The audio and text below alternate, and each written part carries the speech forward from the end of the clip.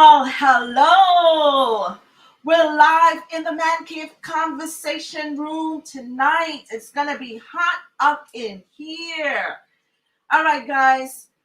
What I want you to do is to please like and share. Like and share. If you want this to go on, please like and share. And also give us some love. I haven't gotten any love from you guys today, so let's get some love, some hearts. At least, let's see, share this in about 2 or 3, 4, 5, all the groups that you're in, because tonight is going to be good. I'm going to wait for you guys to do that. Let's see. And tell me who's here. Who's here? Who's here with us tonight? Who's here? And where are you from? I think I saw Charlene. I think she's from Trinidad and Tobago. Trinidad and Tobago is always well represented. That's pretty cool. Okay, I see Dion on, and I see Yvette. I don't know if Yvette counts, but yes, okay, so all right, some more love. Good evening, Dion. Good evening. Yes, okay, good. You're from TNT. Yes, Trinidad and beautiful Tobago. Now, Shirley, all of you guys, please go tag your friends. Tag your friends. Don't just share it. I want you to tag your friends. Be annoying. Be annoying and tag your friends. Yvette says, I don't count. Okay. All right. So, we've been having a great time here in the Man Cave, and we're super duper excited because She Shed is about to start as well.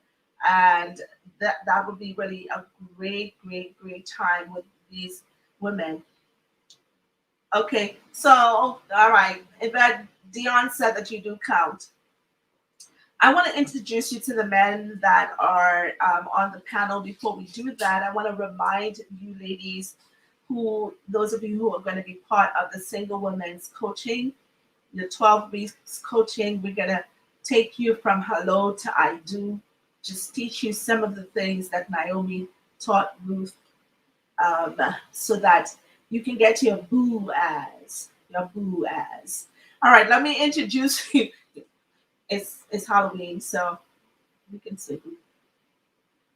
Okay. All right, so let's go. Let's see who is in this cave here on tonight. Let's see. Everybody seemed to love his voice. The last time he was here, someone wanted to introduce their daughter to him because they just love that Barry White voice. And, he's easy on the eyes as well. So I don't know if he is single and available, but let's just find out because, I'm doing this matchmaking things. I'm trying to find these great men, some good women. I don't know if he's available. And we don't want to say, hi, Melissa. I see you. Spencer, how you been? Wow, Dr. Holmes, how are you? It is so good to be here. Oh my gosh. Ladies, do you like the voice? You made me blush. I appreciate it. You see, all these people. So, Spencer, what's the status? Are you single and available, single and not available, married, engaged? I am single and unavailable. Oh my God. Should we say all the good men are gone? Oh, I can see the woman just saying, oh my goodness. No. All right, but we can still show some love, some platonic love. Ladies, stay out of his DM. And, he said he's unavailable. What else has been happening with you since last week? I'm glad to share that I booked my first cartoon animation voiceover gig. So that was pretty cool. That comes out in Halloween. So I'm excited about that. Oh my gosh. Yes, that voice should be making you some money, huh? We're really good to have you. We're really glad to have you here. And we're excited about that. Please let us know when it does come out so that we can support, whatever we need to do to support our own. Just let us know. But we'll be right back with you. Let's see who else we have in the cave. let's see. This man causes so much trouble on social media. I don't know how Facebook didn't ban. You know what? My site got my original Facebook page got deactivated. I don't know why. I crossed my T's and dot my I's, but this man always pause, and you don't get deactivated. How are you doing tonight, Bruce? I am well. I am awake and ready to go. Okay, good. Let me, let me clear my throat to see if I can get it as deep as Spencer. I don't know. Spencer got it. I can't touch that. Unlock. Yeah, he got a Can't unlock. touch that. Mm-hmm. That's why I'm glad that he's making some money with that. So, what have you been up to? What trouble? What was the last thing that you put on social media that had people, screaming and wanting to, strike you? Oh man, that's constant. I my inbox stay on fire. But keep in mind, I post to grab the attention of the unbeliever. Of the unbeliever, Yeah, meaning I go after the attention of Pookie and little Ray Ray and them. It's all strategy. It's all strategy. So you're trying to say that you're really a nice, lovable beta Absolutely. man? Absolutely. Not beta. But far from beta. But okay. yes, I have the love of Christ in my heart. You have the love of Christ in your heart. Absolutely. And how has the coaching been? The coaching has been so powerfully overwhelming that I should be paying tithes to the person who certified me. and that person awaits the tithe in Jesus' name. Hallelujah. Hallelujah. I don't know how you do it, Doc. I had to take 2 breaks so far. Yeah, it's a lot. But then you realize that it's a gift. Once you have the skill, he now anoints it and it becomes a gift to the body of Christ. But it's not for the weak at heart. Not at all. Yeah. Not at all. Well, let's bring Spencer back, and we have one other secret guest that's coming real soon, coming up. I haven't seen him. So we want to talk a little bit today. I want to make sure we have our next guest because I don't want to spoil it. But we want to talk a little bit about child support. We want to talk about child support and we're looking at relationship through the man's eye and talk about that. Why do you think when a relationship ends, when a marriage ends,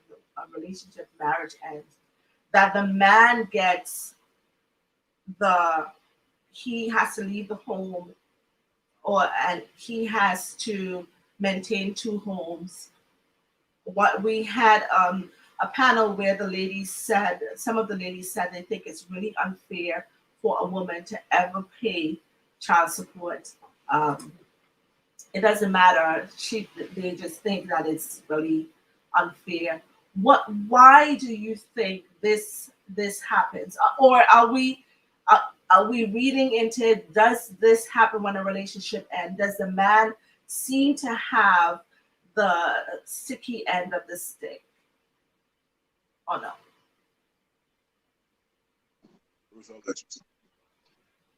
Yes. Okay. Unless a man has a situation in which he voluntarily puts himself on child support, more than likely it is done based on the negative feelings that the woman has. Mm-hmm.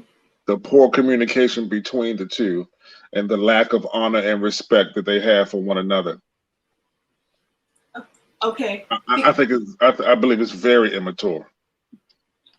Because it seems to say that it seems to kind of give the feeling that the man is not the good father, because it seems that it's just like automatically the thought is, I'm going to keep, the woman is going to keep the children, the woman is going to do all of that. There's no assessment, or maybe, I don't know, there is no assessment. Doesn't seem to be an assessment to see who is the better parent, or if we can, although we are not working, that we can come together and co-parent in a way that does not have to involve the legal system. Mhm. Yeah. So like what I think is interesting is how it seems like it's a tool to relegate everything that you've done prior to that, being a father present, or being, raising them and actually putting the spiritual influences, raising them like as you should. And it relegates it down to a dollar figure. And it's like, wow, that's very dismissive, dishonest, and inaccurate, if you will, right? Because we'll sit here and we'll tell a woman, well, being a stay-at-home mom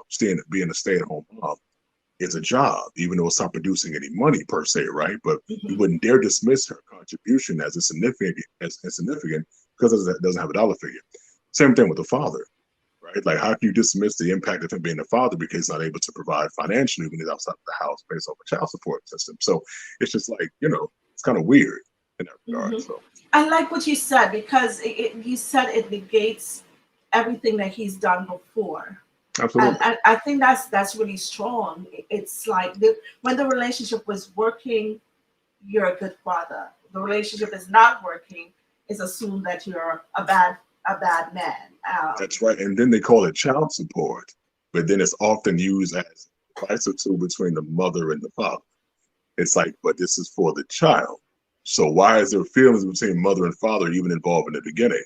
Right? It has nothing to do with their relationship. It's all about the care of the children. But oftentimes those lines get blurred. So Yeah. So how does it work if the mother has, so let's say the mother has 3 children, 2 of them is yours, 1 is someone else. That someone else is not around, not helping, or whatever. How does a man feel about the money that he's contributing to his children being used for everyone in the household? Is there any, any kinds of stuff, even in terms of going on vacation? Would the man take his? that's on your face. Does the man take all the children on vacation, or just him? I mean, what's the feeling in the man cave about that? I regret, my oldest son and daughter had a little brother. I regret, looking back now, 25, 30 years ago, whatever the case may be, I regret going to get them and not taking him. Now that he is an adult man and we've talked and he's, doing well or whatever, I can see the effects that of me not doing that, even though it wasn't my responsibility. But even back then, I felt the conviction that I should have. I would go and get my son and daughter, and he would be crying. Like, why? Like, why aren't you taking me? And I was, I was so cold-blooded back then, Doc. I was like, you ain't mine. You know what I'm saying? But I felt the conviction like I always should have. And that's one of my regrets. I thank God he turned out to be a fine young man. But okay, what's your thoughts, Spencer? What's going on in this man? I'll be honest, right? I'll be completely transparent. I know there'll probably be a part of me inside internally for a moment. It'll be like, that's not my son. That's not my child. I'm focused on mine, right? Initially, I think as far as in practice, I wouldn't leave the child behind. Because at the end of the day, I have to remove myself out of the situation because it's about the raising and children and their brother or sibling part of their life, right? So when I'm spending time with them, I'm spending time in their life, and a part of their life is a sibling. And if I left them out, it's kind of leaving part of their life out. So after I drop my kids back off, they're still back with their brother that I left behind, and that can create a division and a rift that I'm not there to protect them from, and all kinds of, suppress aggression. So I wouldn't do that. I'd give him to. All right, so let's push that proverbial envelope a little bit. Let's say Bruce is one of the father of two, and Spencer, you're the father of the younger one. Would you guys be okay with saying, so you come to pick up the child, and when it's your weekend, you take all three, and when the other person is their weekend, they take all three. Is that kind of camaraderie feasible for men? I think that's awesome. If you can do that, I think that is like the epitome of a grown, mature relationship between two men understanding their responsibilities to their children individually. And so when those responsibilities intersect, when he comes to pick up his children, he sees my son, and I pick up the children, and I see his son. When we focus on the children, the life that they want to live, and we want to give them, I think that'd be a great conversation to have. I would love to see that a relationship like that come to surface. I'd love to see that. Yeah. So in theory, that said, hi Wendy, H. Lois, welcome. But there seems to be rivalry between the fathers. So is that ever possible?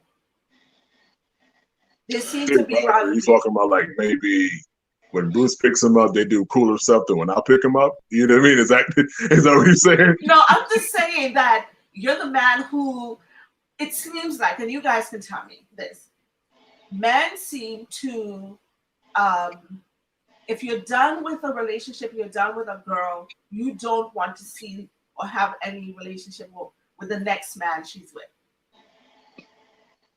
There seems to be, we're done, but I don't want to see who comes after. Essentially, he's not done. He's not done because he still has emotional investment into, his feelings for her or feelings with her per se, right? Like if you're truly done with the woman, you don't necessarily have to be done. You can just move on, right? It doesn't mean I want to see you unhappy. Just because I see you happy, it doesn't make me unhappy. But do you want to see her with somebody else? At that point, I wouldn't mind because again, if it didn't work for me, I don't want to throw darts and shots at your happiness. Everybody has a purpose before they met. Everybody had a purpose before we came across each other anyway. So if our time expired and it ran our course, why am I going to be sour? I mean, of course it's going to hurt. Essentially we want to go through those phases of, a heartbreak, and if you really pull out of energy into it, you're going to have emotions. But once you get to the space of, okay, we both moved on, why would I be mad that you're happy? I don't know, because there's some men, I don't want you, but I don't want anybody else to be with you. Is that something? Right. Like if we're talking about the children, I'm definitely not going to throw salt on the game at another man because he's present in his children's life. This happens to be with the ex-woman that I had. Like, you know what I'm saying? It is that's all unnecessary and immature in that regard. Okay, Bruce, that's your thoughts as well. Yeah, I kind of vacillate between the two. I know I'm kind of old now to be having kids, but it's like, if I was to break up now, man, and we had, shared kids, that ain't happening. What's not happening? Sorry. Like I get married again, and let's say we adopt, right? I'm 52. I don't plan on having no babies, but we adopt, and then we wind up getting divorced. I don't think I'm going to want another man around that child. So the woman has to remain single for the rest of the life? She's going to do a lot of creeping. I don't know if she's going to remain single or not, but the child, I don't know, Doc. That's why I say I vacillate. My principles of togetherness and stuff, they're changing as I get older.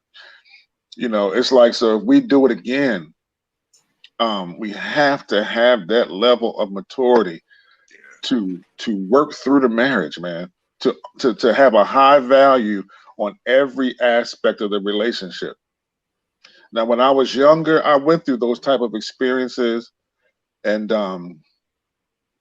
like my oldest son and daughter, the same mother. when I got married, I invited all of them to the wedding. So I had a relationship with her husband. You know, me and him had an active relationship. So things were cool because me and him would dialogue. And it's important that the children see us dialogue. But that was a rare dynamic. Any other Everybody's not built situation? for that. Everybody's Yeah, not built for everybody, that. yeah.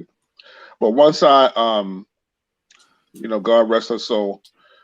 Once I had ended the relationship with my oldest mother, I didn't care who she was with. It was over. You know, we moved on. However, we maintained a good friendship and civility, and that maturity level was there. I mean, had his bumps and bruises, but it was there for the most part. But that was a very rare dynamic, and I don't really see that happening a whole lot. I'm not going to be if we share children with the same mother, I have to have a relationship with him, and the children have to see him and I dialoguing and showing that relationship to them. If that's not there, then no, bro, you're not taking my kids for the weekend. Okay. All right. Hi, Brenda. We see you. Hello and welcome. But so a man's capacity, and we talked about this. I just saw and experienced something this week that was very interesting. I saw a woman who had a relationship. She was having an affair with her neighbor, and neighbor and the husband, they're really, really great friends. A man's capacity to forgive his wife for infidelity, is it something that can happen for him to forgive his wife for this breach? I know the women do it a lot, and I'm not condoning it. I'm just saying that the women seem to do it pretty often. But if I had a like a Dr. Holmes type of therapist in my life where we could sit and work through those things, I could find forgiveness.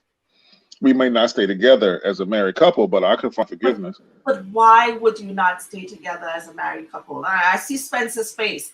Why would you not stay together if you're a man of God, and Calvary is all about forgiveness and reconciliation? You preach it, you share it, you teach it. Why would a marriage have to end?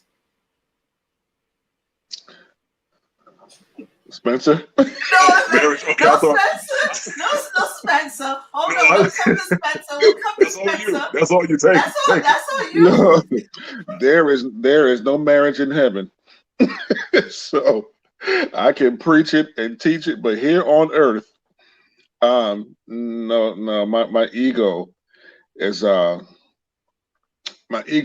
too fragile for me to forgive the fact that you slept with my man, my homie. Oh no. Who would you be more mad with, the homie or the wife? Whew. I think it would be equal, Doc. Equal. Yeah, it would be equul. Okay. All right, Spencer. What's your take? Forgiveness? I mean, if I'm not in jail. What would put you in jail, though? Murder one. Hey. Saved, sanctified, and locked up. I'll be honest with you. Sounds like a sermon. Dr. Holmes, I'll be honest with you. So, like, as men, we are like very wired visually, right? Like, I believe the senses, right? Out of like all the senses that we have as humans, I think that men have stronger senses with their eyes than I think females. I think women have more stronger auditory or hearing senses. I think men more so are like very visual creatures. So for me, right, I know my eyes and my memory and my like imagination will begin like to be on loop about what actually transpired and took place between my wife and my neighbor, I couldn't stop that reel from playing. And so because of that, right, like I know I could forgive because I want to go to heaven. But I don't know if I could sit in the same space with that woman any longer. I mean, I'm not gonna say never, right? But it's gonna be hard, especially if it's my neighbor, my homeboy, like Mr. Boucher said. I can't do that. Like, bro, like you know me. You know what I mean? Like I'm vulnerable to you. We share vulnerable spaces and conversations. And same thing with my woman that I'm laying with every night. You know, you caught me like at my most vulnerable spot, and then you guys betrayed me in my safe space. This is my home. This is my community next door, and you betrayed me in my safe space, in my solace. I don't know if I can come back from that, dog. I'm gonna keep it honest. I might go to jail. Okay, so our prison ministry is going to have to start. I'll be right next to you, Bruce. Like you in here too. I'm sorry, Doc. I don't mean to butt in, but did Spencer just say Mr. Bruce? Yeah, he called you Mr. Bruce. That's the country in him. That's the southern. Let me go take my Geritol. Oh man, no disrespect. You know it, sir. You know it. But okay, so in this scenario, and I was watching something. So here's my question. Just kind of going with that.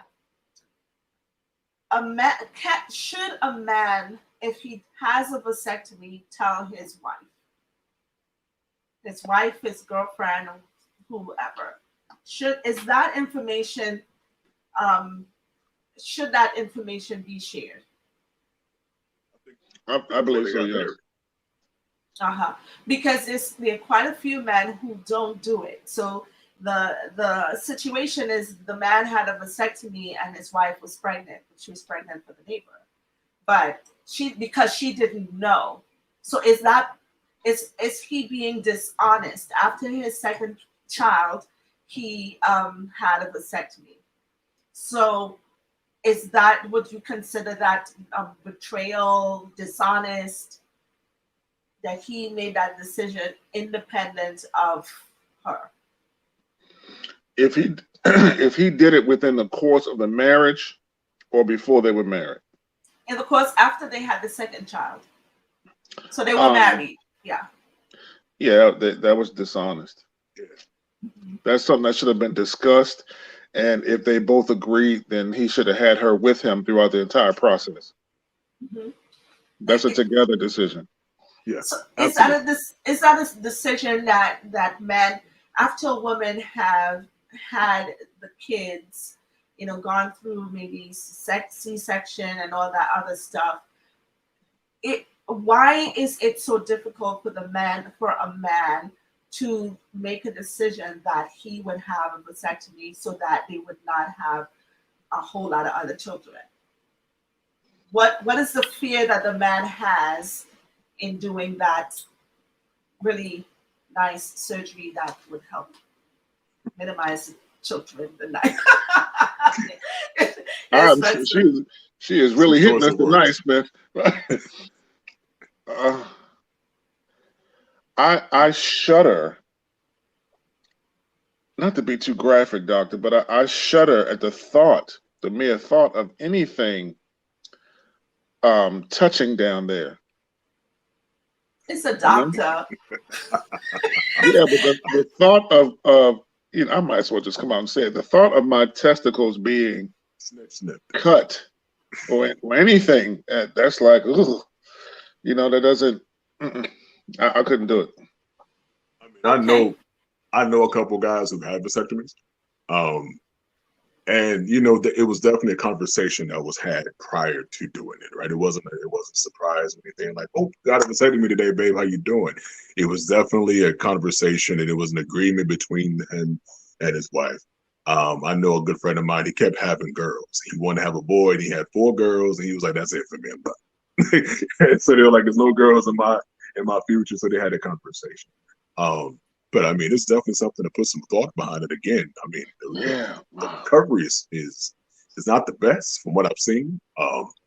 it gets very sore and painful coming back from that. But you know, but in all fairness, though, the woman has, it seems like there's so much responsibility on the woman, especially if you already have kids, and depending on her age and all of that. I mean, like, now the responsibility has to be shared, and it seems to be a really nice, kind act if she carries the children.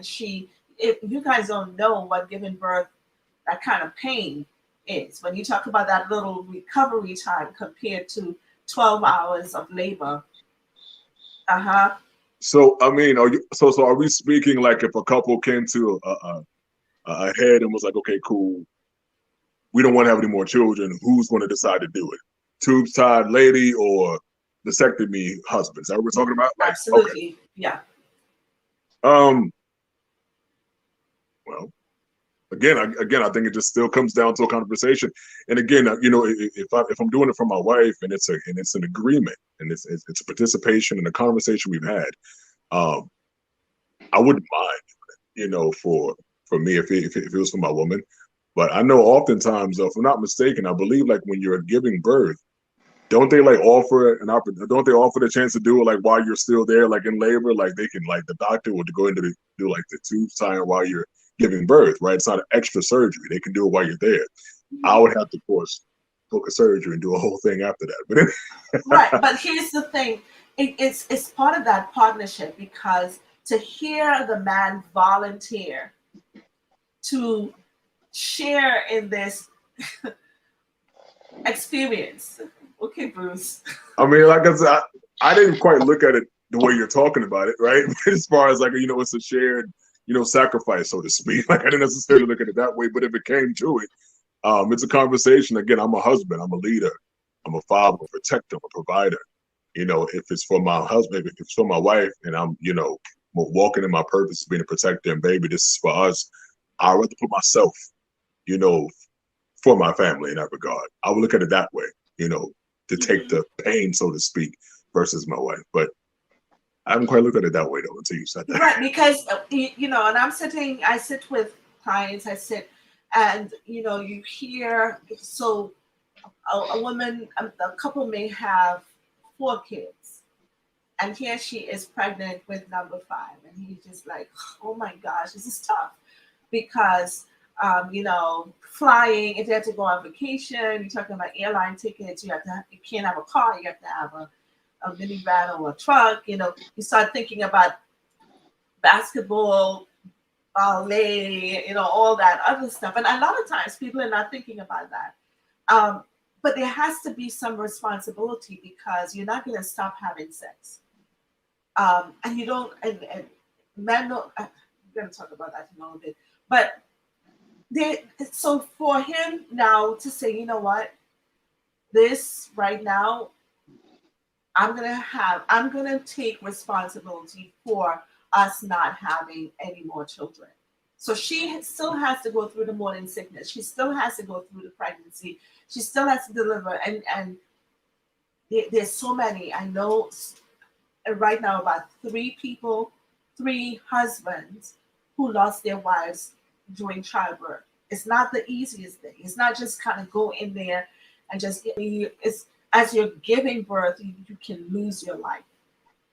So a husband coming up and saying, I'm going to join you in this here, because what your body has to go through is not something that is good. So I am going to put my body through the same thing, so that this is a shared responsibility.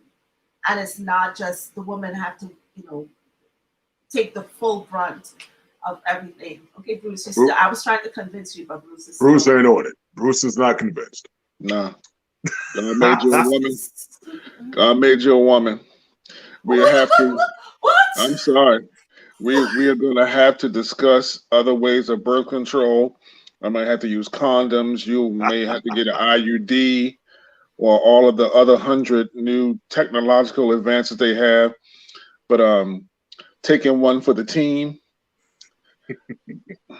Taking one to the testicles for the team. Oh man! But it's just one. See, that's all that you have to do. You don't have to carry the child. You don't have to have your breasts hurting, when you're breastfeeding, or just all the, all the others. You don't have to have the tummy sagging long after, because then the man, there's some men who said, you better, and I want to find out how you guys feel about this, about a woman losing her figure after pregnancy. I know husbands just would say, do a tummy tuck. And what happens, would men be okay with now, you have to move the stomach when you want to be intimate? The fupa. The fupa, that's so bigger than the fupa. It's because, after she's going through all of this, men still complain. Are you okay with the fat? The breast. More cushion for the pushing, right? Okay, all right, okay. If that's how it is, because like somebody said, okay, Beyonce lost her figure. I don't think Beyonce. She's always been a thick girl, but I don't know if she lost her figure after the baby. I haven't seen her in a minute. But so we're saying okay for the disfiguring of the woman. I mean, I have a unique perspective on that because I've had, not me, but I'm a father of two, right? And I've seen, and I've also seen other people, go through pregnancy as well. A lot of it, I won't necessarily say it's like directly related to you having children as to where your body turns out afterwards. Of course, going to be a transformation, transition, and adjustment. But a lot of times, folks, hold on to that because I had a baby too long, right? And then they'll blame that. The baby is what 8, I'm saying? And they're talking about baby fat. The baby's 10. Right. It's like, come on now. Come on, man. Like, come on, boo. Let's be real about it. Like, embrace it. If you're not going to do it, if you're not going out, if you're not working out like that, then just say so. But, like, don't blame on the baby when they're, like, 6 years old, going to the second grade. So is the preference for the man that she regains the figure that she had pre-child? I mean, not me. Realistically, I didn't expect that. Like, I didn't. And quite honestly, it wasn't about the body for me, right? It wasn't like, ooh, baby, you got to be, snatched or no. Like, at that point, you became sexier to me when you brought forth my seed. Yeah. That kind of supersedes how your physical looks. You know what I mean? It's deeper now. Okay. All right. We're gonna go in. We're asking all the questions here. Somebody was talking about your voice, Spence, and she says she's not flirting. She's just complimenting you about your voice. Peace, sis. Thank you. Okay, good. Bless. What is? Oh my gosh! I wish I had some more men in here because this question. What is the man's obsession with the woman's behind? Yes, what Lord. That. Yes, Lord. What is that? I'm glad you asked. I really want, because it's it's the walk away. She's walking away, and you got to turn, and it seems like you get this at birth because is there a school of men that they say you must like butt? Oh, why? We like circles. We like round things. And so, period. They've done a study. We like spherical shaped objects. And so, for that reason, I don't know. There is something about a figure, and it culminates on the backside if you're walking right. And you are going to get attention. You're going to get a sway. You're going to get a head turn. It's just what it is. God is, I don't know. I don't know what God had in mind. God. No, yes, I was like this from birth. I can't help it. Listen, it's an innate. And listen, it doesn't mean anything disrespectful. I want to be clear. Okay. I'm not disrespectful or anything of that regard. But like when you see a nice round, rotund something, you're going to look. When she has a nice future behind her, you want to walk behind her. She has a nice future behind her. I can go on and on. Anyway, go ahead, Bruce. I'm sorry, I'm done. Hey, brother, you're doing a fine job. Listen, Hey, it's a God thing. I think when God made the original man, he knew what he was doing. you know what he was doing. He was looking out for us. Yes, Lord. Thank you. Mhm. It's something that I can't explain. As a so-called black man, um, it's just there, man. And not to go too far to the left with it, but um, that black woman Whoa. was fearfully and wonderfully made. That's the cleanest way I can say it. And So, And it is. consider the fact too, Dr. Holmes. Now I'm coming on the personal level. I'm from the South, North Carolina. Like we embrace thick women. We embrace the thicker culture, the figure, the voluptuous, the hips and all that. We learn to appreciate that, and again, the whole Coca-Cola bottle shape and all these things that people may have in the past made us feel bad about, and try to make us look ugly about it, make us feel that we've learned to turn that around into something that we are embracing and we love about our women. We love about ourselves. So I'm a proponent of it. I definitely appreciate all Hey, I figures and concur. curves of a woman, and thank you for all the curves. And I'll put it like that. but Thank you. is it so? Is it an arousal or is it I mean, what is so you see this? What is it doing to you as a man? I'm being real. I'm not. I'm just saying it's because here's the thing. We as women, we would see somebody who have a really great shape or whatever, and you look like dad, girl, you look real good. But that's kind of where it stays. So it's very important to understand that women see well curved women as well. You Hmm. see that. You see, and there's an appreciation for it, not in a sexual way, but a good thing is a good thing. And if a woman walks down the street and she has a huge behind, not only although she would be mad at her man and looking, she'd look as well. But this is a look of a compliment, appreciation. That's from the woman's point of view. But for the man, is he? I mean, keep it real. So, like, isn't it like for a split moment, you have an imagination of a moment of, wow, what would that be like? Right. But that's it, though. Like, you know what I mean? Just keep it honest. It's what it is. Like, you look at that and be like, wow, that looks nice, and then just go from there. But I mean, at the end of the day, what I do back, I put it that way. What I can do back there, a woman can't. So I look at it differently, right? In that regard. I have a Okay. different experience with that part of the body than she would. So, that's where my mind will go for a split second.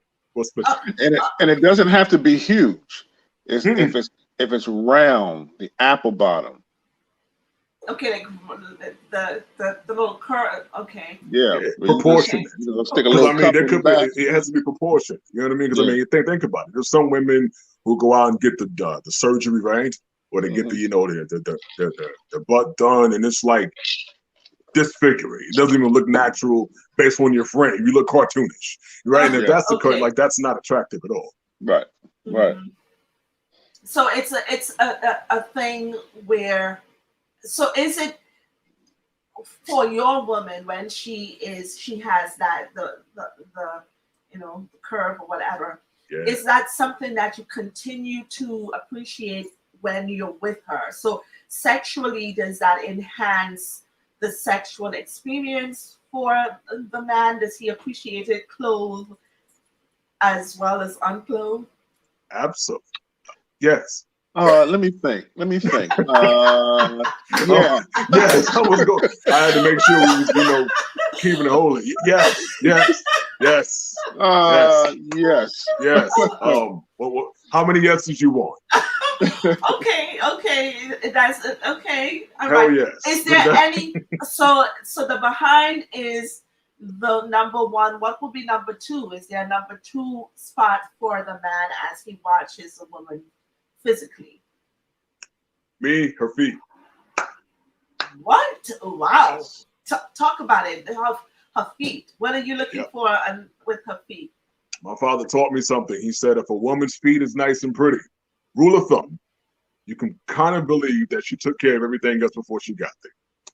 So that's the regard. If you start from top to bottom, if her feet are nice, well manicured, got it nice and neat, not super ashy, got the, callus filed down a little bit, you know how you can do it.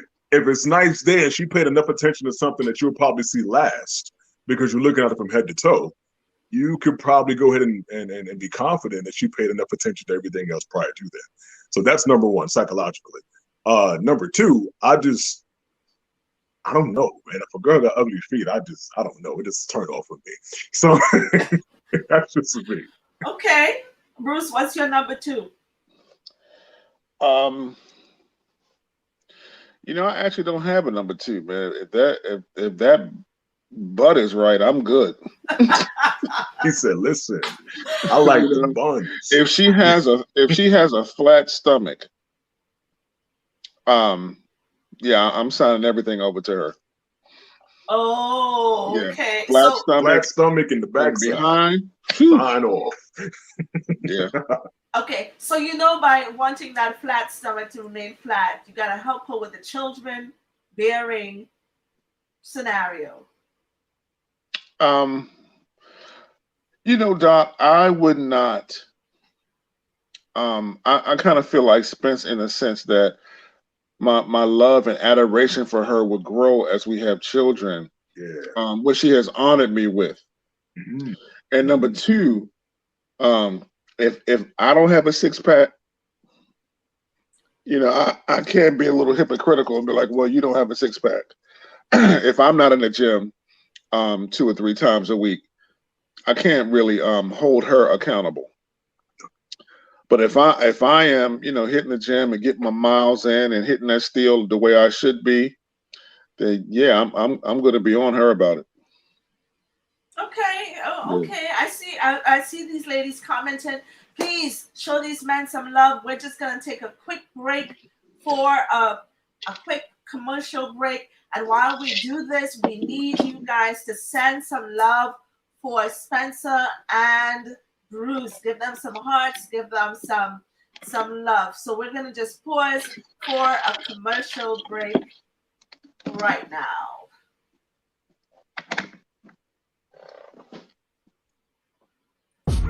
Ladies, welcome back to season 2 of She Shed with Dr. Cheryll Holmes.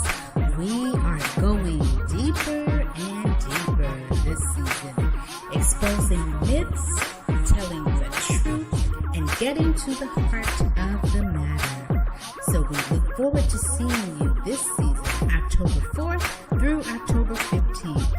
Pull up a chair, grab your boo, and let's get down and do the do.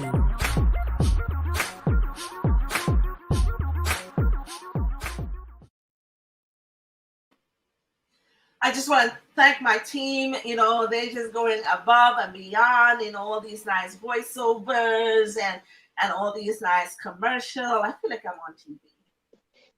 So give some love to Yvette. And I know some of you don't know that that's Yvette's voice.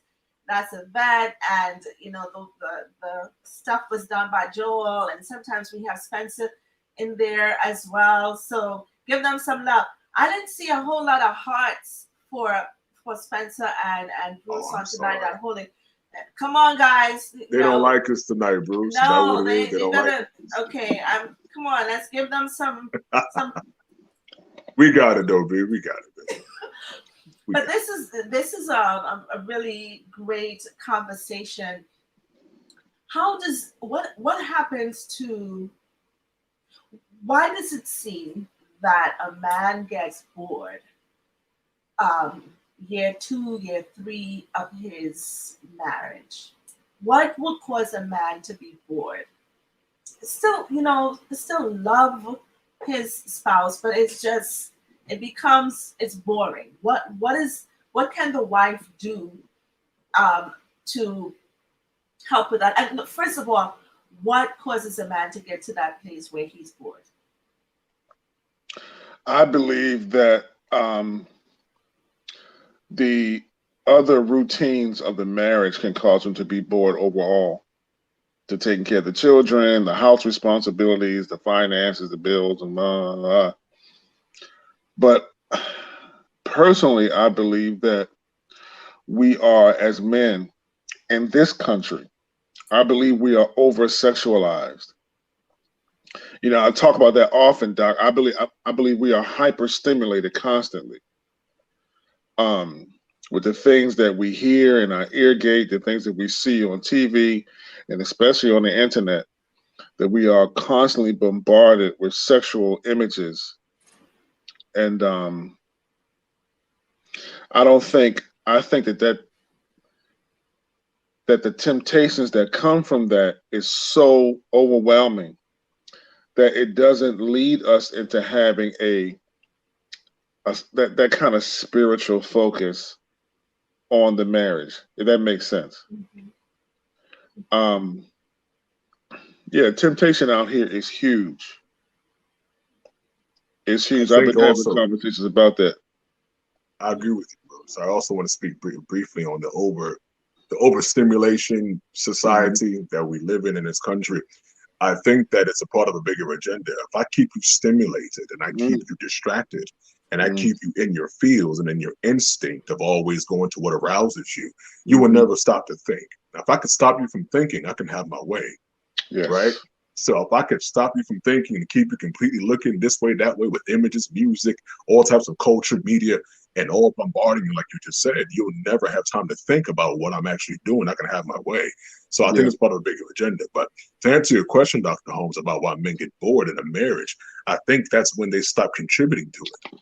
When they stop actually, when they stop investing into the marriage and stop actually looking at what they can give and sit back and see what they can get, then that's when they'll get bored. Because as providers, or more so as a partner in this marriage, it is my responsibility to give to you as well as receive from you. And if I stop giving, then that's when I'll get bored. It's so good. That's so good. That's so good. Because that is, you know, even when we think about our children and when people get bored, is inactivity. You know, when the child is just sitting there, they just say, "Oh my gosh, I'm bored." Like, you know, you've heard that a lot in during the pandemic. But I hear what you're saying. If he is actively contributing to the relationship, then it's like, okay, all right, let's plan something for next Saturday. Let's you know, enhance our conversation and communication. Let's read a book together and whatever. So he's not waiting to be entertained. He's part of that. If someone tells me they're bored, I'll say, "So what are you doing about it? What are you doing? If you're bored, what are you doing? Oh man, it's not this anymore. It's not that anymore. Okay, so what did you do about it? Did you suffer in your feelings of being bored, or did you actually try to change it? If you haven't put any effort into it, I can't be too sensitive to your boredom." So what do you say to a man who says, you know, my wife is just so boring and predictable? You know, what do you say to that man? What have you shown her? You're in a position to lead.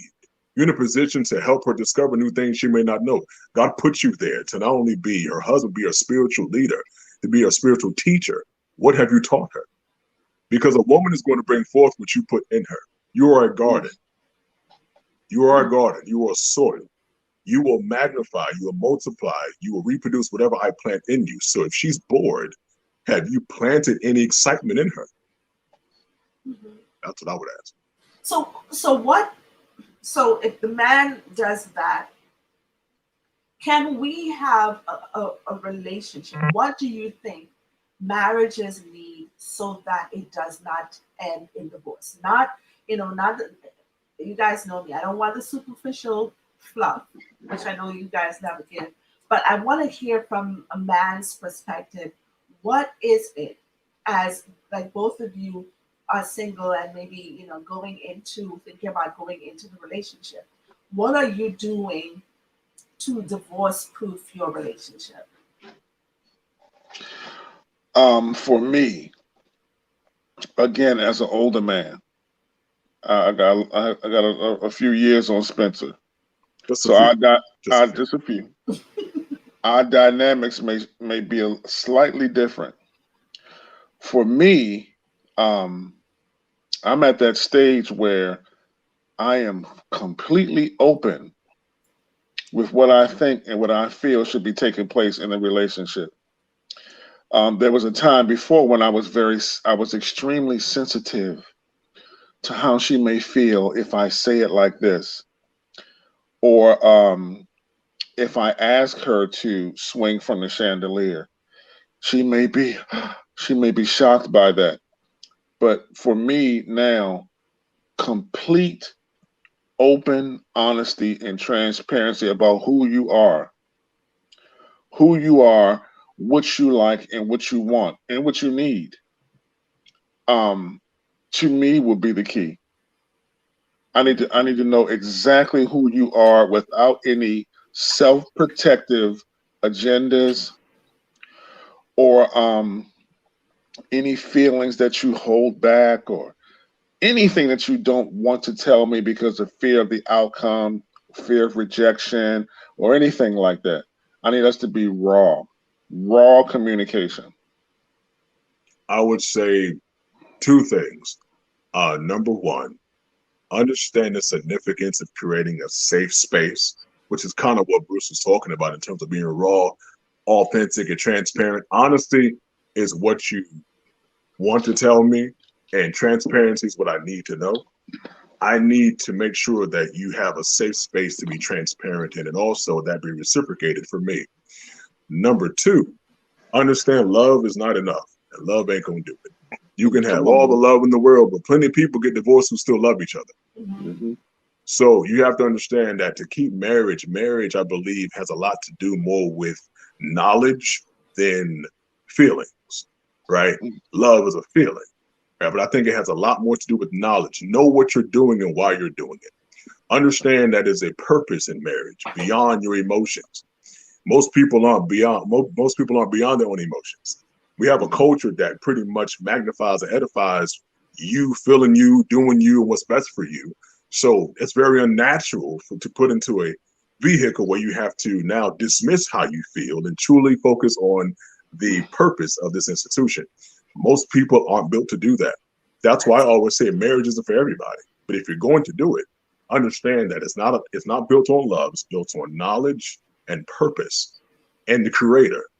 And if you have that type of discipline and maturity, I think you can do it. Listen, you guys are preaching hard. I have all these questions here today. Okay, let me ask some more. There's a couple more. There's a couple more. I wanted you guys to have help, but you guys are handling it. Can you live without sex? Bruce. No. Can you live without sex? Spencer. Why? I gotta know. I know why. Cruel and unusual punishment we're talking. Because the reason I ask that is because we're talking about divorce proof in your relationship, and if your wife is unable to have sex, is the marriage over? Unable. I mean, physically, something. You get married, God forbid, in September, October, something happens where she's no longer. It would never happen again. The marriage is not over. The marriage is not over. No, I'm gonna serve her and take care of her until we leave here. But honestly, doctor, Like honestly, He's stepping out.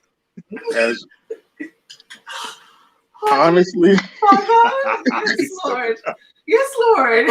I'm gonna be there to serve her with my anointed, called self.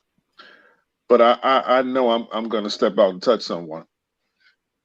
Okay. Yeah, I'm gonna touch someone else. Hmm.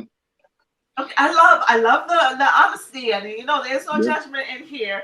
I have a But question. okay, I'm glad Spencer has a question. For I have you. a question for you, Bruce. Yes, sir. Vice versa. Flip the script. Oh, that's good. Now you're not able to perform. That's good. Can she do the Honestly, same thing you just said? honestly, Spencer, yes, And you'll be okay with that. I would be okay with that. With the neighbor next door? Mm, Well, it's your homeboy.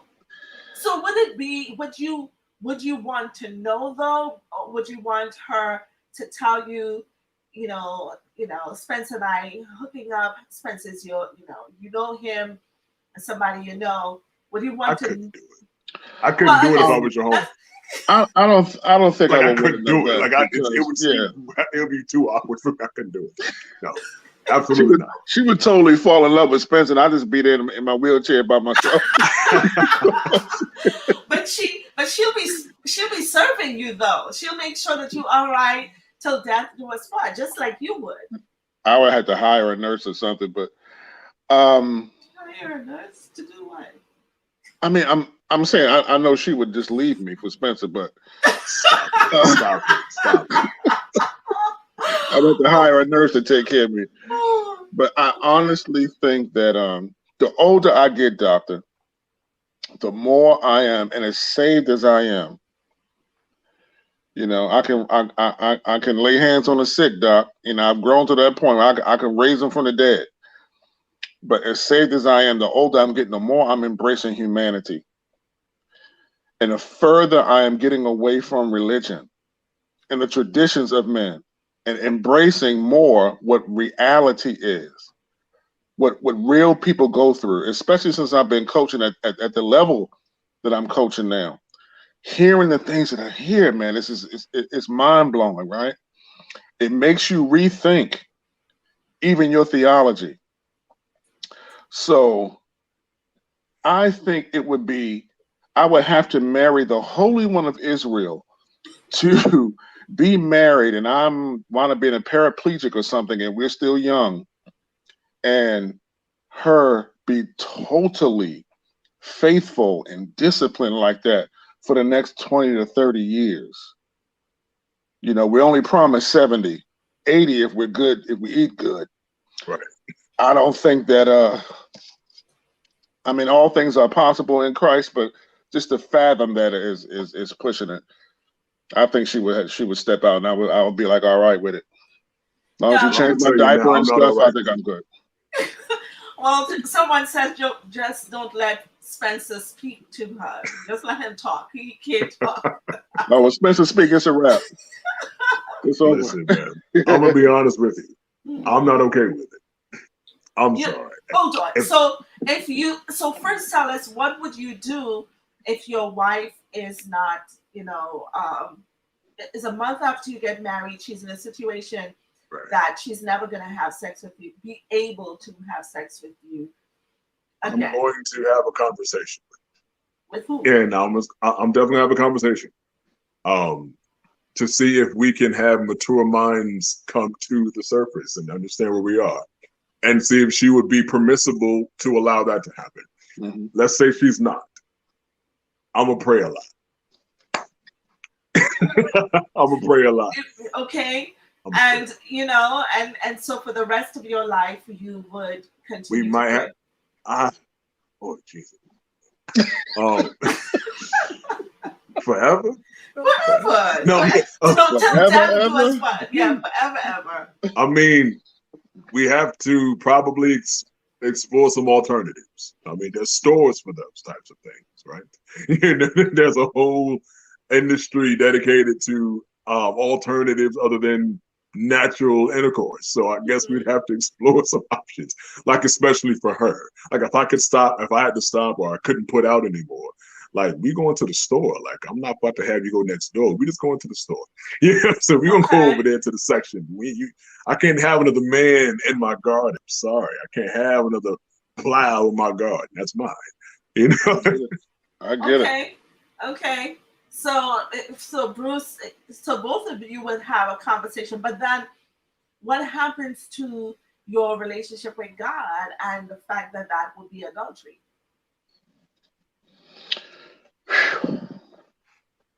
I hear the silence. I hear it. Yeah, that's God, you know my heart. Yeah, I'll leave that up. I would use that for excuse. But what about the discipline to just focus on God? With every temptation, there's a way of escape. So you find that way of escape. What escape is there to that? Right, to that natural instinct. Maybe masturbation. You will. I can't. I can't. I'm gonna touch something, Doc. He's This must not be the touching. train. Yeah, I'm gonna touch something. Yeah. So in thinking about that, we're gonna wrap up in a little bit. Um, Feeling what are your thoughts about polygamy? Is this something that if we're looking in the Bible and we're seeing the people that God says, I'm the God of Abraham, Isaac, and Jacob, and all of them had multiple wives. David is the man after God's own heart. And there are times that people would talk about that and they say that they're not seeing that. But David specifically David and Solomon, they had wives and concubines. So they were wives. And even with the story of Bathsheba, God says to David, you could have asked me for any other woman. So it wasn't the fact that he committed adultery with Bathsheba, it's because of who she is. So is there this innate, this thing that men have, this proclivity, this natural thing that men have for multiple women that has to be controlled? Is it what are your thoughts on that being the normal, the raw man has a proclivity for multiple women? I'm not sure if it's the culture, if it's the Western culture that I've been raised in that's shaping this thought.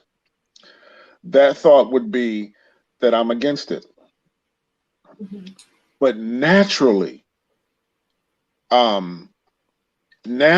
in my body, I know that monogamy is a practice. I have to choose to be faithful. Naturally, I can have more than one woman. Mm-hmm. And it has nothing to do with love. I can love them for whatever propensity we use this undeveloped understanding in. I believe I could. Now, do I want that? No, I want to put my energy, my focus, and my discipline concerning one woman, and that's it. But I don't know. I've been kind of like researching this stuff lately, Doc. I'm not sure if that is because of my walk with God or the culture that I was raised in. This Western culture. That's very interesting because you can marry, and that's what happened to these people. It was not adultery because they were married to these women, so that was the wives. But there's something, because I feel, and I would lean towards the Western culture. This is what we have, because I don't know any man in the Bible, maybe there are, who just had one wife. Right. Timothy says that the bishop should be the husband of one wife. Outside of that, there doesn't seem to be anything else. But I think when people understand that, then they understand the struggle for monogamy. I think an understanding of that proclivity, that innate thing there, that I have not seen God renounce, because again we will talk about adultery, but these were wives, so then it's not adultery. I haven't seen it anywhere. Right, go ahead, Spence. I'll say this, right? Everything that's in the Bible was necessarily of God, right? So we have to be clear about that. A lot of these things are rooted in the practices that happened in the culture during that time, and not necessarily because God ordained it. However, my personal thoughts on it is, when it comes to multiple wives or polyamory or polygamy in this regard, I think that we have to then understand and subscribe that we cannot apply the traditional ideas of marriage to it, because the traditional marriage is man and woman. But now this is the relationship that requires more than two people. So we can't we can't apply that to, you know what I'm saying? You can't drive a tricycle like a bicycle. It's two, but you know what I mean? It's two different things. So in that regard, we have to get everybody on the same page. I think that, like earlier when I spoke about the requirements or the divorce proof in the marriage is having more to do with knowledge and transparency and understanding. I think that that will play an integral role in making that happen for polyamory, because at that point, you have to clearly communicate what you want and what to expect. I'm not expecting a traditional marriage. I'm not expecting a traditional wife. They're not going to expect a traditional husband. So now we have to be conscious of that and then enter it, knowing that this is not traditional boundaries that we're walking into. I think if everybody can come to terms on that and then communicate clearly what they expect and what they're signing up for, that transparency, that safe space we're talking about, it could work. And of course, you know, if you have the finances together to support, you know, all those things. But I'm not necessarily opposed. It's just if you can make it work and it respects everybody in it, I think you should do it. As a woman, I don't like it. I really don't like it. I don't like the whole idea of sharing or whatever. But I think my not liking it, I think sometimes we're afraid to look at scripture and let it reveal itself. Let it just talk to us. And because when scripture talks to us and it challenges our holiness or perceived religious beliefs, we get very uncomfortable, right? Because it's not, the people really had these wives, you know, they really did have them. It was a real thing. And so I think understanding that, and the other thing, like I heard someone today saying that we have to respect the vows. Everything about how we do marriage, everything about how we do the wedding has no basis in scripture. No basis in None. scripture. No way. Even in terms of the people like, I don't want to do arranged marriage. Adam had an arranged marriage. God didn't ever ask Adam if he loved Did he love Eve? Never. It was never like that. He just decided, this is how he is. Let me match him up with someone. We talk about those vows. There's no way. You've never seen Joseph and Mary, Rachel, and no one does these vows. All of these things are Western stuff. You know, the whole idea of standing before the priest and whatever. No, that is not existent. The whole white dress and the bridesmaid. And so we take some of these things and we make them holy and say, this is what marriage is. And, you know, in olden time when he knew her. Right. Yeah. Right. That's when you were married. That's when you were married. You know, it was just the privacy. There was nobody endorsing it, nobody stamping anything. Now we understand that we're in we have to obey the laws of the land, and it has to have that legal piece. But sometimes we, as Christians, we hold on to traditions so much and we make it God. Right. We try to anyway. You have to consider a few things, right? Like marriage was a purpose-driven institution. Absolutely. It had little to do with love or love at all. Love is not required. It's great to have, right? It's great to do, but you do it out of submission to God because God loves, so you love. But for the marriage part of itself, it is a purpose-driven. When people got married, in olden days, it was because you could help advance the lineage, you can help advance the status of the family. Somebody had money, somebody had connections, and it made sense for them to be together. It made sense to join houses, to be stronger armies, to all these things. Love had nothing to do with it. Mm-hmm. You know what I mean? Nothing to do with it. The only time I remember seeing love is Jacob and Rachel. Outside of that, I haven't seen anything. I haven't seen anybody falling in love, you know, and that's the whole thing with Achan. If we talk about Achan when he spilled the semen on the ground, he did not want to, you know, carry on the lineage of his brother. So it was this, because if he slept with her, now she's his wife. Mm-hmm. And that's one of the reasons that Boaz said to Ruth, hold on, because if he had slept with her then, she would become the wife. So he had to go out there and go to the gates and make sure that everything was good, you know, if somebody else did. So this also tells us that we are using sex in a way that it should not be used, because that was a consummation of the marriage. That meant the two were married. Now, the question would be, how many people did you? So when you say, I've just been divorced once, you might have been divorced 100 times, right? 100 times, because, and that's what we miss. People are looking for, you got divorced, and that is such a shame. But every time you sleep with someone, that is the biblical marriage. That is marriage, yeah. That's why we're so schizophrenic in our relationships. Soul ties. Yeah. Spiritual deposit. Yeah, and that is what, now we take the Western thing and we feel that we can sleep around, and because the ring is not on the fourth finger, I'm not married. But in the God way, if we want to do it, that's why I say on Paper Bible, saying the Paper Bible, then you would see that when that man and that woman came, there's nothing, whether it is Joseph, well, not Joseph, every single man you hear when you say he knew her, and this person met that person and he knew her, that was when heaven says, God says, this is a marriage right there. So the casualness that we have right now with sex, a lot of us have been, divorced multiple times, if we're doing it and thinking about it the biblical way. Mm-hmm. Yeah. So that's why did Timothy say that the bishop should have one wife?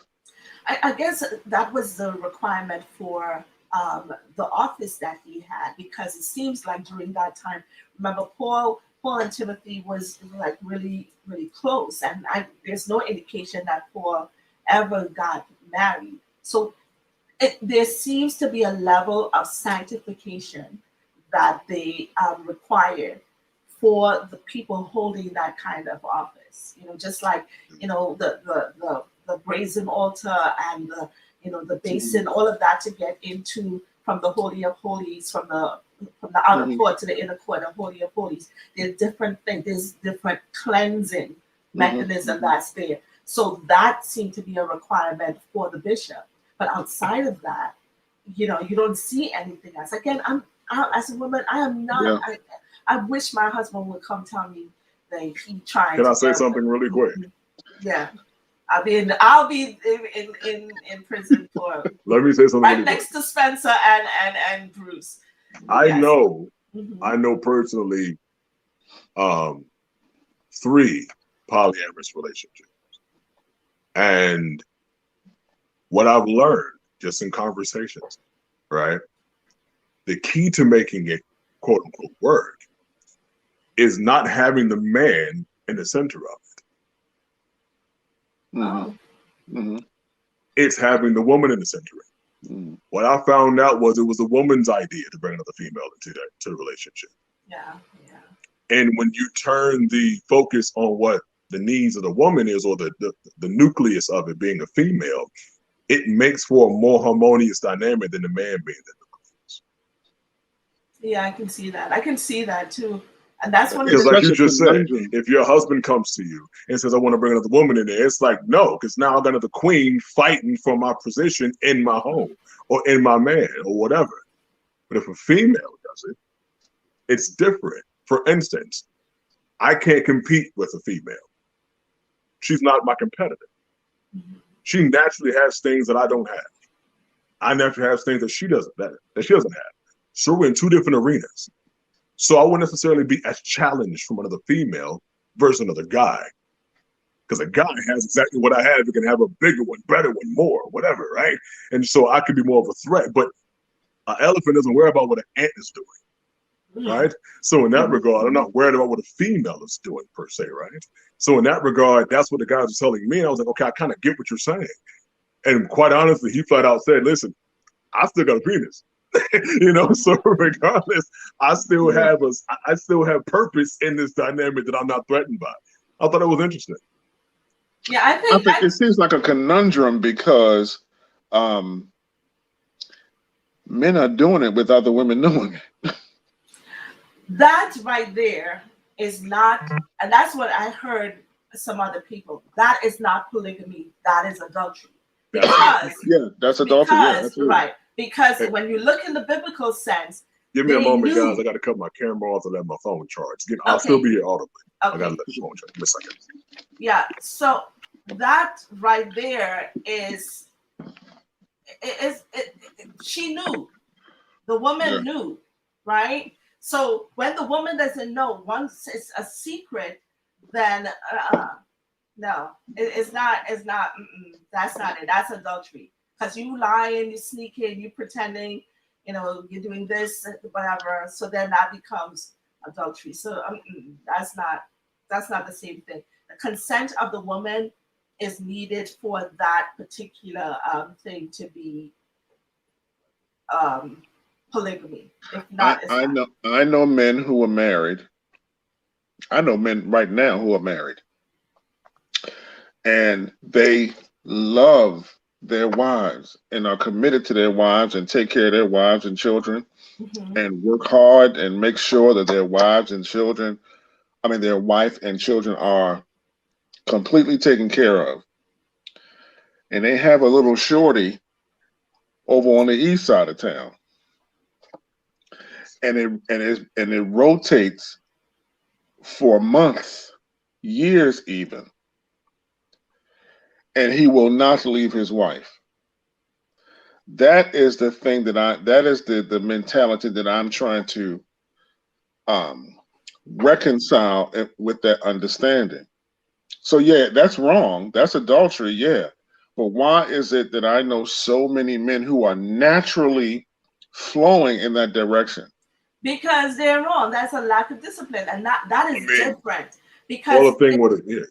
Call a thing a thing. Yeah, that's not the same thing, because you're lying. No, it's not the same thing. It's not the same thing. But so here, because that there's that desire to be able to do that, and I think all things being equal, if we get some kind of amnesty, and it was not bad for God, it wasn't something perceived as bad, I think when I say 99.9% of the men will do it.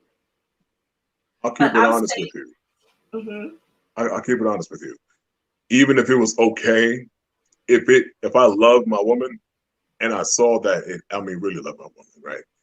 And I saw that it hurt her, I'd still would not do it. Even if say, well, God I ain't gonna go to hell for it.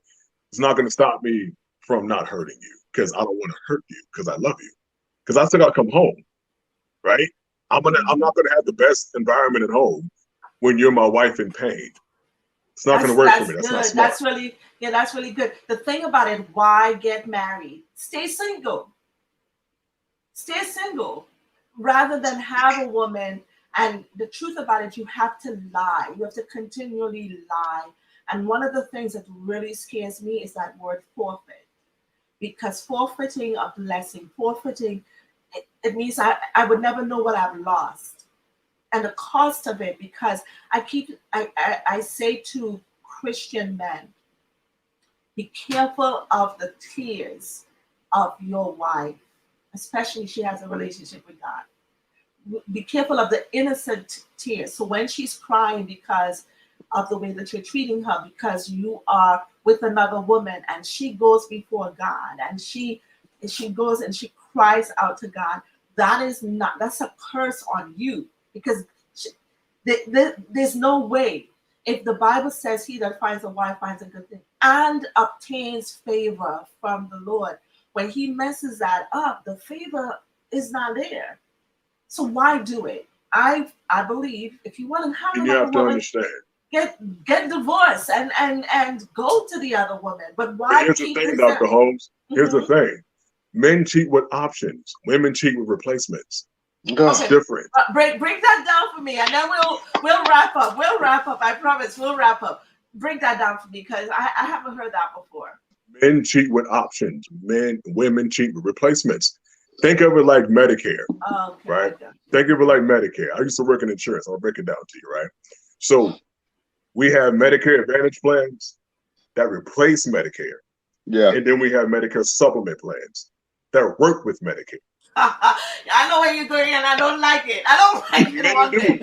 I don't like it. What men do is we cheat with the 20%, the supplements. They're literally supplementing, but they're not replacing our marriage. So that's why we never leave our wives. Mm-hmm. So in that regard, I don't want to get divorced. No, I just want to go have a little freak something that you probably didn't want to do and she does. So I want to go do it with her. I don't want to necessarily lose you. I'm not even thinking about that. In fact, love has nothing to do with it. So therefore, when I go step outside, it's not because I don't love you. It has nothing to do with you. It's just a supplement to my 80%. Now, when you step out, when a woman steps out, before she has, when a woman steps out, you've already been replaced in her mind before she even goes to something physically. Because she has to make sure there's security there. Teach. She needs to make sure she's going to be provided for there emotionally. A woman doesn't just go and emotionally or just spur of the moment step out. It's oftentimes planned, strategic. It's a build-up. And she makes a smart transition, so to speak, to a situation that's going to be better for her. Women typically cheat up. Men typically cheat down. So again, you have to look at it. It's a different dynamic. Our motivations are completely different. But no, that's why I'm not going to get divorced, Dr. Holmes. I don't want to lose. I want to lose my wife. I wasn't cheating with a wife. I was cheating with a job. I was cheating with a something. I was cheating with something. I wasn't cheating with another wife. No. So that's why I don't divorce you. Yeah, and a lot of times a man can come back and based on what he's saying, still have sex with his wife. A lot of times a woman, when she's cheating, she don't want to have sex with you. We compartmentalize. Yeah, Understand? she just want. It's not. We it's compartmentalize. not. Yeah. We have a box. We have boxes, right, in our minds, particularly allocated to me being a husband and me having a wife. And as long as those boxes are still full, and I still got energy in those boxes, all these other boxes over here that have nothing to do with it, I can do whatever I want. Right? Wow. So when I come see you again, it's not even about the fact that I just had sex. It's the fact that I'm a husband in my home with my wife, and a husband has sex with his wife. So I'm going to go do that. Has nothing to do with what I just did, because that's not even in the same box. You got to understand, I compartmentalize. Jesus, I can't, Lord. Listen, this has been good. Right, Bruce? Yeah, absolutely. Absolutely right, my brother. I don't like it though. I'm telling y'all, I don't like it because, and I understand it though. I really understand, because it takes a woman a long time to get to that place. I mean, you have the exception, that place of I'm out, and her out is harder. When I find women, even in my practice, who have found someone else or gotten to that place, it's hard to get them back, because of the same thing that you just said. But let's get final words. Let's just, let's get final words, and let's just see if we can wrap up. I think we've been going for an hour and a half. We can go for 2 more hours. But Bruce, give us your final word.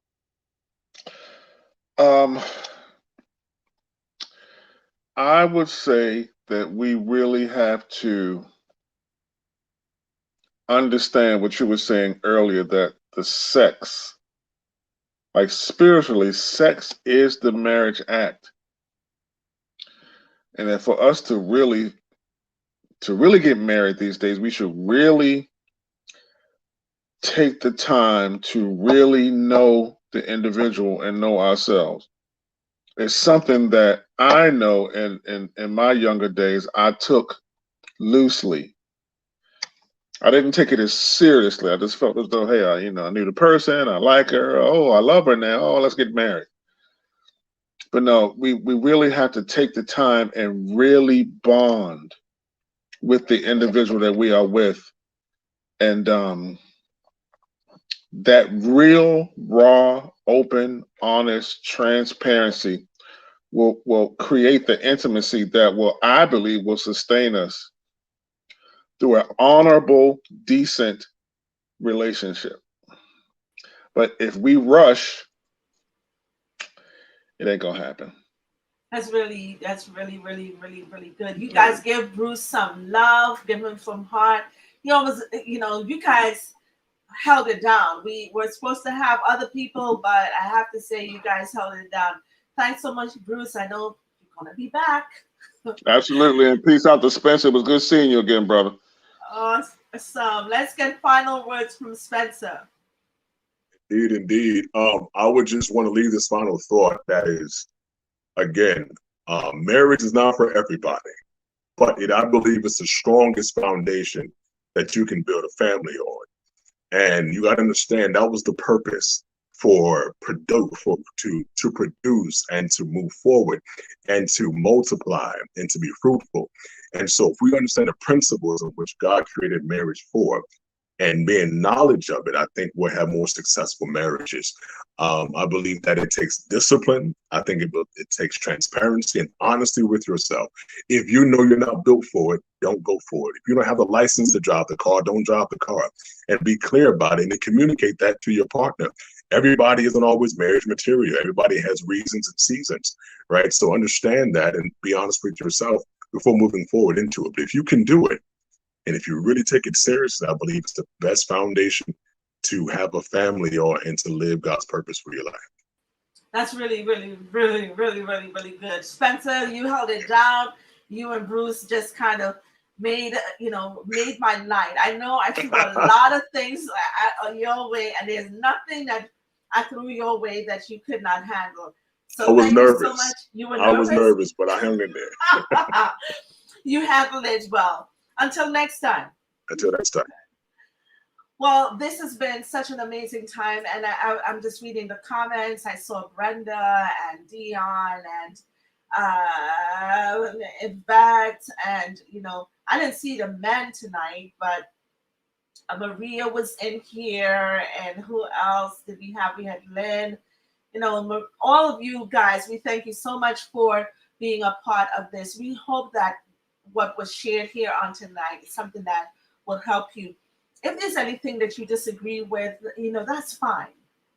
That's fine. This was a conversation. This is not something that was scripted. We just went with the flow. I want to thank you guys so much for continuing to support what we do here in the Man Cave and what's going to happen in the She Shed. And we have something that's going to be a huge surprise that's coming up after that. My name is Dr. Cheryll Holmes, and it's always my pleasure to be able to serve you. Until next time, bye-bye.